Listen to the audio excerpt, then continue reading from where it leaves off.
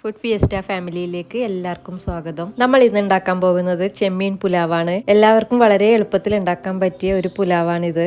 ബസുമതി റൈസാണ് എടുത്തിട്ടുള്ളത്. ഇത് 20 മിനിറ്റോളം വെള്ളത്തിൽ കുതിർത്തി വെക്കേണ്ടതുണ്ട്. അതിനായി നമ്മളിവിടെ 1/2 കിലോ ചെമ്മീനാണ് എടുത്തിട്ടുള്ളത്. നമുക്ക് തൊലിയൊക്കെ കളഞ്ഞ് ക്ലീൻ ചെയ്തെടുക്കാം. കഴുകി വൃത്തിയാക്കിയ ചെമ്മീനിലേക്ക് 1 ടീസ്പൂൺ കുരുമുളക് പൊടിയും ആവശ്യത്തിന് ഉപ്പും ചേർക്കാം. എന്നിട്ട് ഇത് നന്നായി ഒന്ന് മിക്സ് ചെയ്തെടുക്കാം. അരമണിക്കൂറോളം ഇത് മാരിനേറ്റ് ചെയ്ത് വെക്കാം.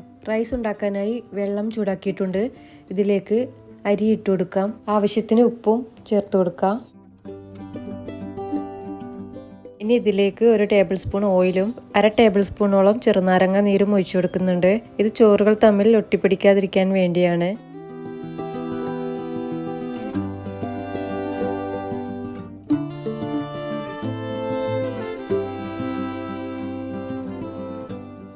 നമ്മുടെ റൈസ് ഇവിടെ ആവശ്യത്തിന് ബോയിലായി വന്നിട്ടുണ്ട്. ഇനി ഇതിൻ്റെ വെള്ളം ഡ്രെയിൻ ചെയ്ത് മാറ്റി വെക്കാം. ഇനി നമുക്ക് വേണ്ടത് 1 കഷ്ണം ഇഞ്ചിയും 1 വെളുത്തുള്ളിയും 4-5 പച്ചമുളകുമാണ്. ഇത് നമുക്കൊരു മിക്സിയുടെ ജാറിലേക്ക് ഇട്ട് കൊടുക്കാം.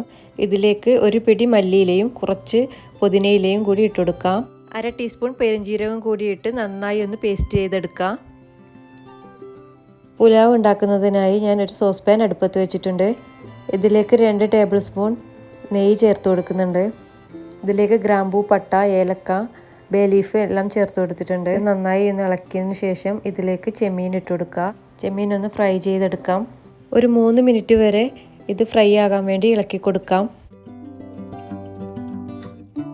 ഇനി ഇതിലേക്ക് കനം കുറച്ചരിഞ്ഞ ഒരു സവാളയാണ് വേണ്ടത്.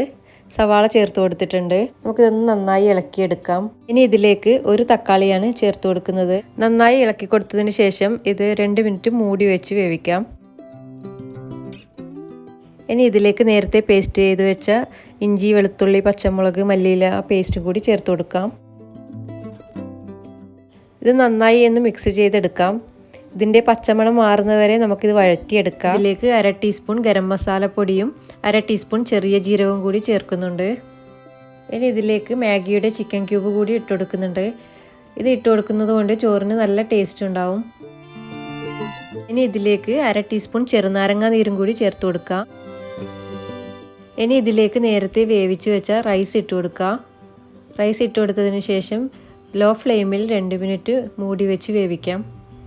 നമ്മുടെ പുലാവ് ഇവിടെ ഏകദേശം റെഡി ആയിട്ടുണ്ട്. ഇനി ഇതിലേക്ക് അല്പം മല്ലിയിലയും പുതിനയിലയും കൂടി ചേർത്ത് കൊടുത്തിട്ട് നന്നായി ഒന്ന് മിക്സ് ചെയ്തെടുക്കാം. അപ്പം നമ്മുടെ വെറൈറ്റി ആയ ചെമ്മീൻ പുലാവ് ഇവിടെ റെഡിയാണ്.